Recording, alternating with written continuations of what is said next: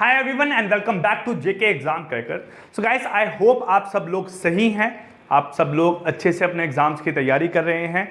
आपने जो भी एग्ज़ाम अभी रिसेंटली दिए हैं, जहां आप लोग देने वाले हैं, हम यही मान के चलते हैं कि आप लोगों को इस साल जो है सक्सेस मिले, आप लोगों की किसी ना किसी डिपार्टमेंट में सिलेक्शन हो जाए, ताकि आप लोगों को आगे आने वाले टाइम पे फिर से उन्हीं चीज़ों को रिपीट नहीं करना पड़े, फिर ही उन्हीं चीज़ों को नहीं पढ़ना पड़े जो कि आप लोग नियर अबाउट 2 सालों से पढ़ते आ रहे हैं। ठीक है, आप लोग इन एग्ज़ाम से निकल के आगे फ्यूचर में आगे जो आपके हाई रैंक के एग्ज़ाम रहते हैं उन एग्ज़ाम की तैयारी करें। बट उससे पहले आप लोग अपनी जो जॉब है वो किसी न किसी डिपार्टमेंट में, किसी न किसी जगह पे अपने एक फिक्स कर ले।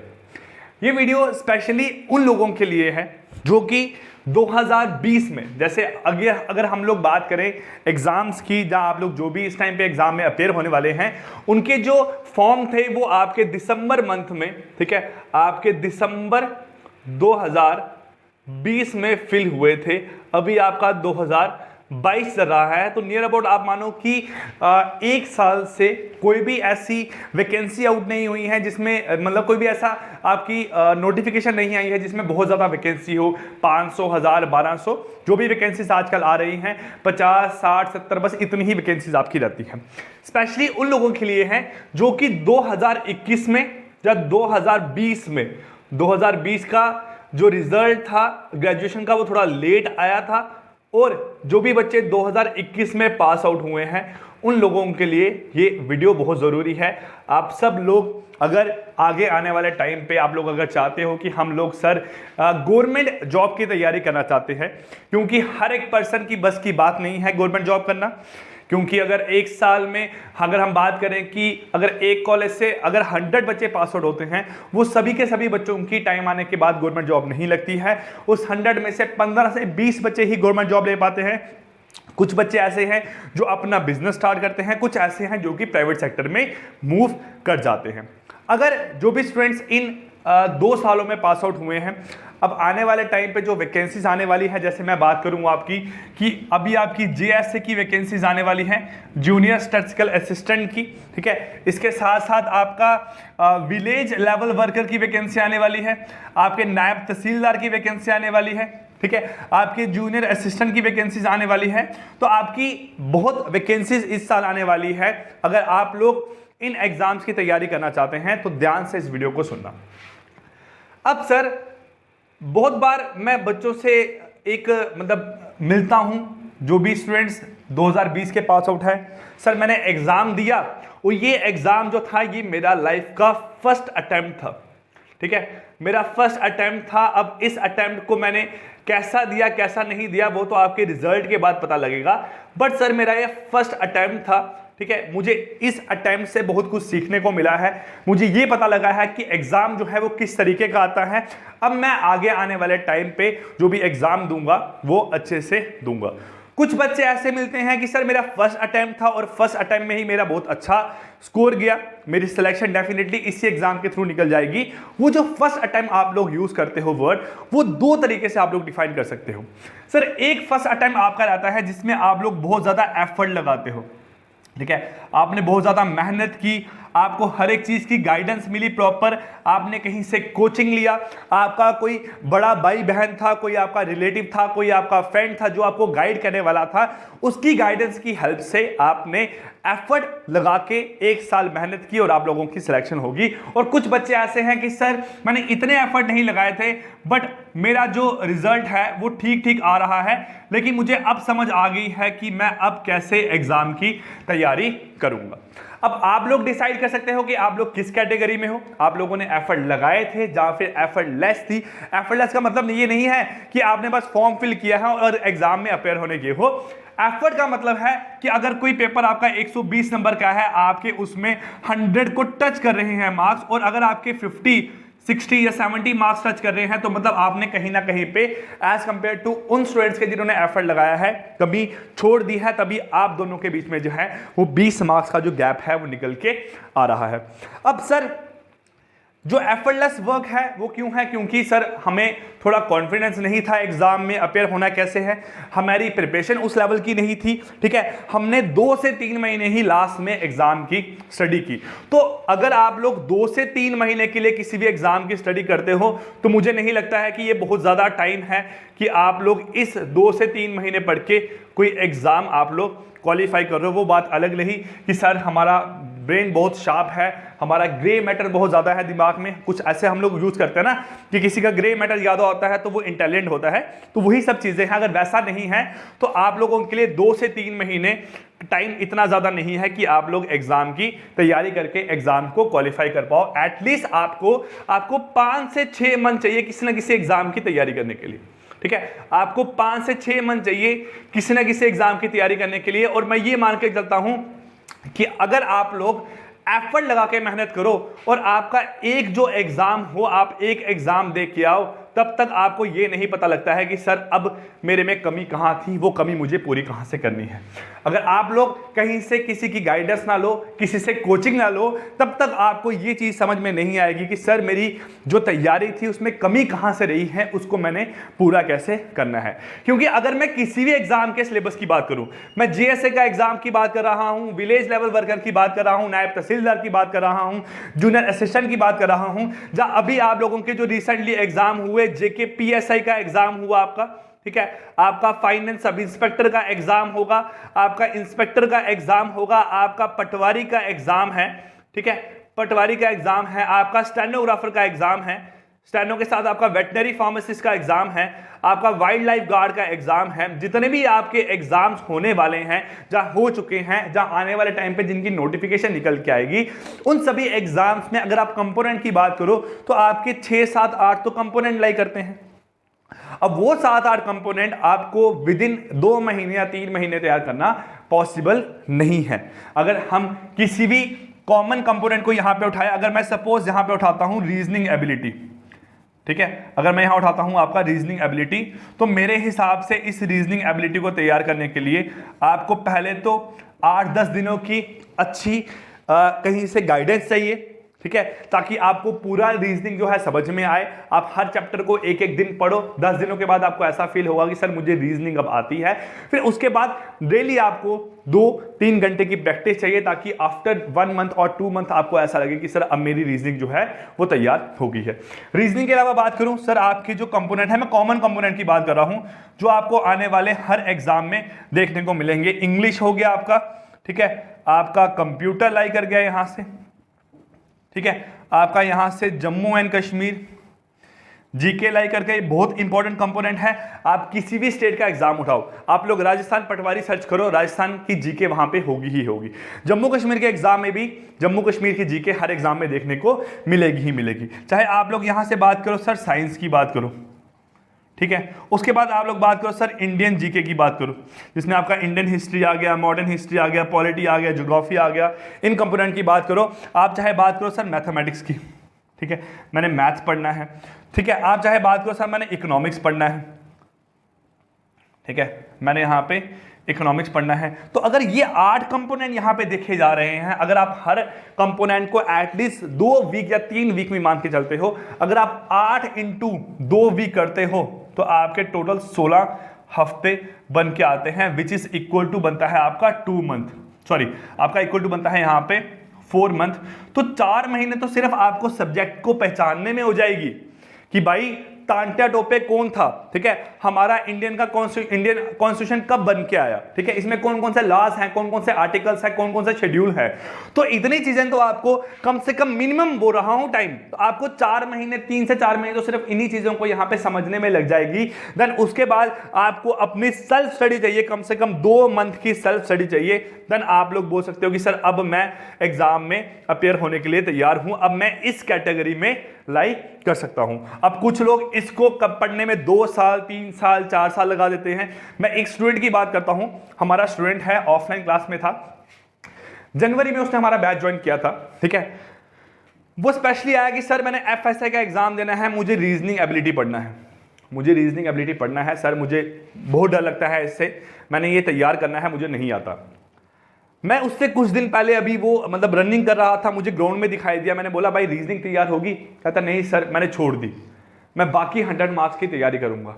जनवरी के बाद फरवरी, मार्च, अप्रैल, 4 महीने के बाद भी आप ये बोल रहे हो कि सर मैंने एक सब्जेक्ट नहीं पढ़ा, जबकि अगर आप हर चीज को छोड़ के सिर्फ एक महीने के लिए भी अगर आप रीजनिंग एबिलिटी पे फोकस करते तो आप ये मान के चलो कि 20 में से 20 नंबर जो थे वो लेना आपके बहुत इजी टास्क था, इतना मुश्किल टास्क आप लोगों के लिए नहीं था।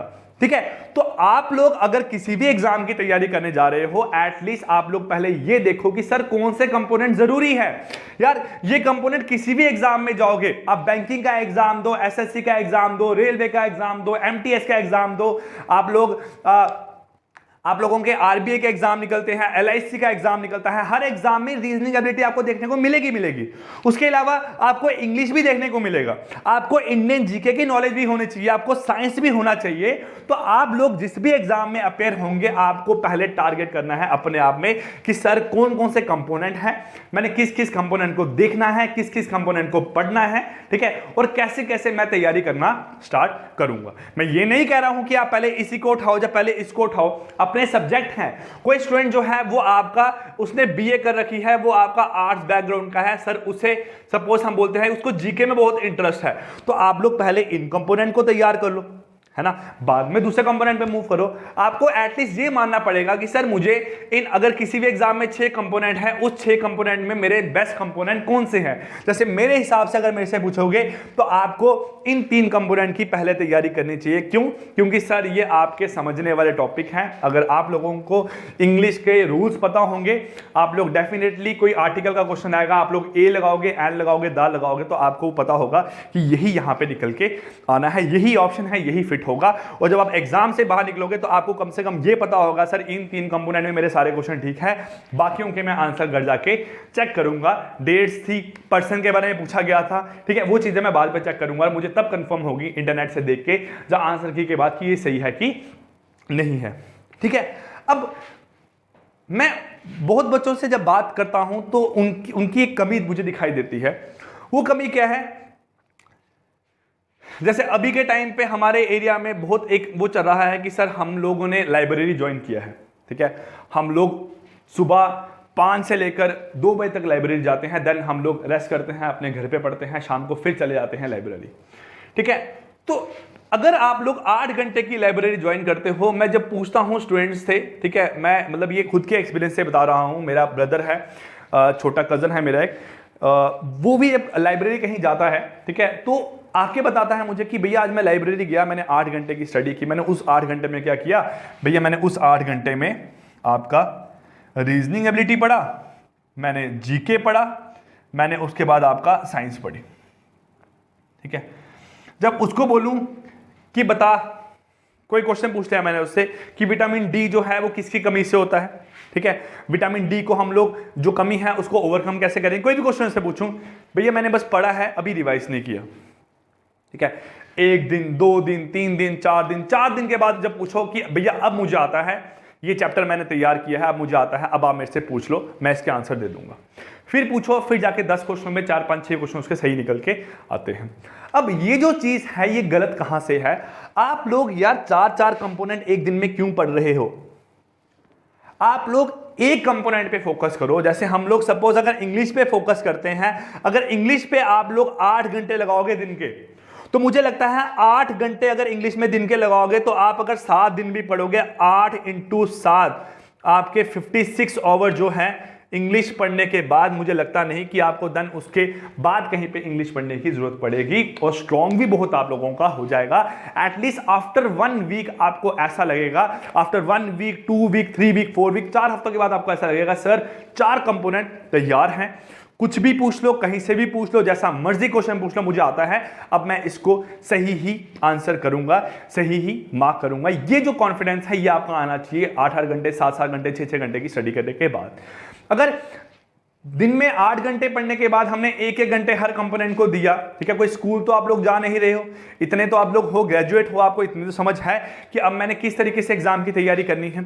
अगर आप लोग हर सब्जेक्ट को एक एक घंटे देने के बजाय आप लोग अगर किसी भी सब्जेक्ट को अगर आप 2 हफ्ते या 1 हफ्ते दे दोगे तो 1 हफ्ते के बाद, ठीक है, आपको आफ्टर 1 वीक जो है ऐसा फील होगा कि सर ये मुझे आता है, अब मुझे डेली जो है इस सब्जेक्ट पे 1 घंटा देना है और प्रैक्टिस करनी है। वो either in the form of mock test दो, आप लोग बाजार से बुक परचेज कर लो, जहां से भी करो, फिर आप लोगों की प्रैक्टिस होती रहेगी। ठीक है, अगर आप ऐसे ही मान के चलो 1 week, 2 week, 3 week, 4 week, 5 week, 6 week, 7 week, 8 week, तो वही हिसाब बन के आया आपका। आपको 4 महीनों के बाद ऐसा फील होगा कि मेरा जो कंपोनेंट्स है वो तैयार हो गए हैं, बट एक्यूरेसी के साथ तैयार हुआ होगा। ऐसा नहीं होगा कि आपको ऐसा लगेगा कि सर अब मैं इसमें 20 में से 14 नंबर लेके आऊंगा, 15 नंबर लेके आऊंगा। आपको ऐसा फील होगा कि सर मैं 20 में से जो है 20 नंबर ही यहां पे लेके आऊंगा। ठीक है, तैयारी करना स्टार्ट कर रहे हो, और जब तैयारी करना स्टार्ट करनी है तो यही सोच के करनी है कि सर अब जब हार मानूंगा तो हार मानूंगा नौकरी लगने के बाद ही, उससे पहले जो हार है वो हार मैं नहीं देखना चाहता हूं। मैं जब रेस्ट करूंगा तभी करूंगा जब मेरी सिलेक्शन हो जाएगी, उससे पहले मुझे रेस्ट नहीं चाहिए। ये नहीं चाहिए कि सर 7 को मेरा एग्जाम हुआ, मैं पिछले 5 दिन बहुत पढ़ा था, एक दिन मैं रेस्ट कर रहा हूं, अब मैं नेक्स्ट डे से आके पढ़ूंगा, 2-3 दिन के बाद पढ़ूंगा, हफ्ते के बाद पढ़ूंगा। ऐसा नहीं होना चाहिए। एग्जाम दे के आए, रेस्ट किया, अगले दिन सुबह उठे, फिर पढ़ना शुरू कर दिया, क्योंकि एक कंटिन्यूटी बनी होती है, आपका एक सेटिंग बनी होती है। जब वो सेटिंग खराब होती है तो बहुत इफेक्ट करता है आपको फिर से वो सेटिंग बनाने के लिए। ठीक है, अब एक बहुत बड़ा क्वेश्चन है जो आप सब लोगों के दिमाग में राइज होता है। बहुत बच्चे ऐसे होंगे जो इस वीडियो को देखने के बाद मुझे कॉल भी करेंगे। ठीक है, वो आपका जो क्वेश्चन है वो क्या रहता है, सर क्या कोचिंग लेना जरूरी है? ठीक है, क्या कहीं से कोचिंग लेना जरूरी है, किसी की गाइडेंस जरूरी है? तो मैं बोलूंगा बिल्कुल जरूरी है। ठीक है, आप लोगों को जब तक कहीं से कोई गाइडेंस नहीं मिलेगी तब तक आप लोग जो है किसी भी एग्जाम की तैयारी नहीं कर सकते हैं। कोचिंग का मतलब ये नहीं है कि आपने कहीं पे जाके पढ़ना है, आप लोग हमारे पास आके पढ़ो, वो मतलब नहीं है।